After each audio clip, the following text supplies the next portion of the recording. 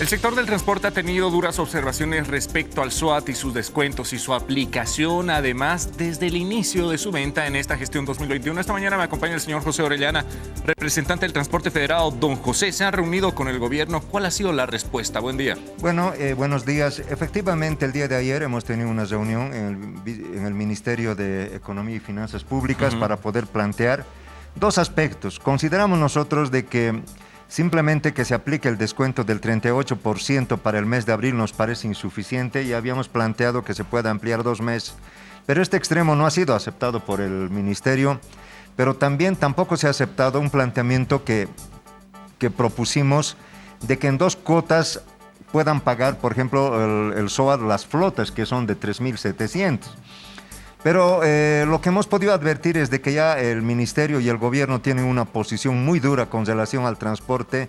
De hecho, los antecedentes de este tema nos señalan también una vil traición por parte de algunos dirigentes del transporte libre y también del sector cooperativizado. ¿Por qué? ¿Cuál sería la traición en este caso? La traición es de que ellos no pueden arrogarse la representación, por ejemplo, de todo el transporte nacional cuando simplemente representan ni el 20% de todo el transporte.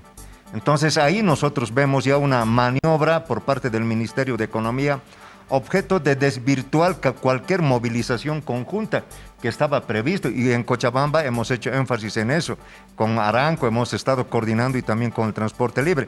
Pero cuando el transporte libre se desmarca, además de la crisis dirigencial que en este momento tenemos nosotros como transporte del sector federado, entonces, todas esas debilidades ha sabido utilizar muy bien el Ministerio de Economía.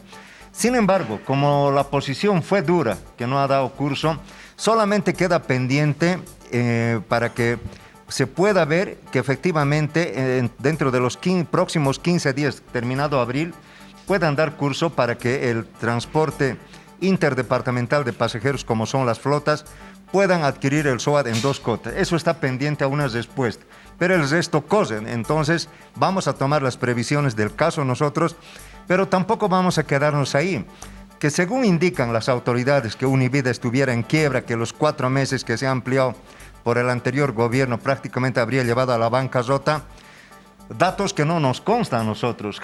Nos habíamos planteado cruzar los datos anteriormente, pero nunca fue posible esto. Entonces, ¿qué hemos planteado? Que se deje de monopolizar la comercialización del SOAT, que se abra a las empresas particulares que habían... Como era antes. Exactamente. Distintas aseguradoras. O en su caso también, finalmente nos dé la autorización mediante la APS para que las federaciones departamentales y todas las organizaciones como Aranco y otros podamos organizar nuestro propio seguro, porque es simplemente recaudar el dinero que entra y dinero que sale cuando ocurre accidentes. Desde luego, hay que tomar las previsiones en el planteo administrativo que sería mínimo y en este momento con todo el dinero que se recauda mantenemos pues una planta burocrática que es insensible con nuestro sector y tenemos que decirlo con todas las palabras. Don José, toda persona que tiene un vehículo en el territorio boliviano tiene que pagar este seguro obligatorio contra accidentes, que es el SOAT tal como lo conocemos. Ahora, como usted dice, se ha desmarcado el transporte libre, son 2 sectores que tienen el mismo peso en voz y voto al parecer. ¿Qué es lo que va a suceder de acá en adelante con el transporte federado? Porque sí o sí se necesita un seguro obligatorio que cubra a los pasajeros en caso de accidentes. Nosotros vamos a plantear, así como el gobierno ha explicado que está en quiebra esta empresa y que si no se recaudan los recursos en el mes de abril, como si todos los accidentes ocurrieran en el mes de abril, en el mes de mayo, cosa que no ha sabido explicar la viceministra. Sin embargo, entendemos ya nosotros, no hay que ser muy inteligente para darse cuenta que el gobierno, el ministerio tiene una posición muy dura con el transporte y de hecho ha recurrido por eso a esa burda maniobra como el de agarrar a algunos dirigentes y finalmente hacer ver a la población boliviana de que se habría suscrito un convenio, el cual es el 38% de descuento para el mes de abril. Y yo quiero ser claro también con mis compañeros. Se va a aplicar el 38% para quienes adquieran el SOAT durante el mes de abril. Pero termina el mes de abril, simplemente va a ser el descuento del 33%. Pero está aquí lo grave, y creo que esto no han previsto.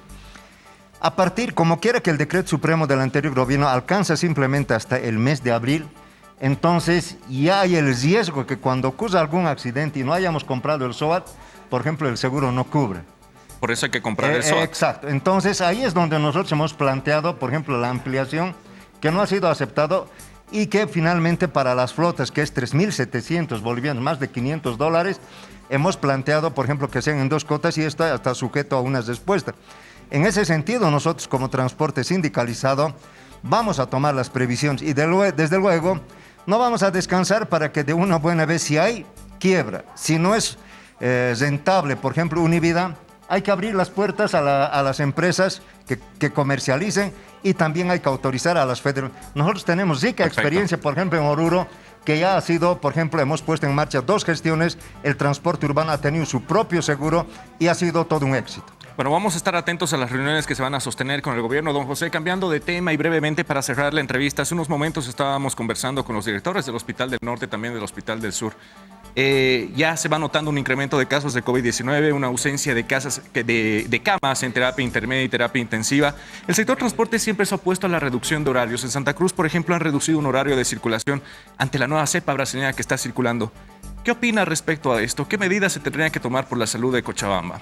Bueno, yo creo que hay que ser consciente por un lado y finalmente creo que en los últimos meses nuestras autoridades no han tenido el apoyo de las Fuerzas Armadas ni de la policía para ejercer control en horas de la noche. Yo creo que los cochabambinos sabemos, por ejemplo, que ha habido desbandes, por ejemplo, en fiestas, todo eso, y de acuerdo también a las estadísticas serían el mayor punto de contagio.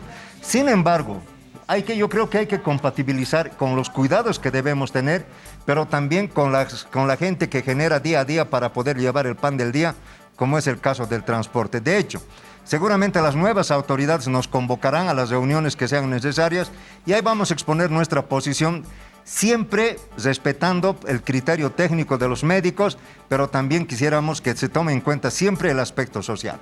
Muchísimas gracias, don José. Muy importante lo que usted nos dice, tomar en cuenta el aspecto técnico de los médicos y también el aspecto social. Hemos conversado sobre el SOAT y también sobre la situación que se está viviendo en Cochabamba respecto al COVID-19. Continuamos con más.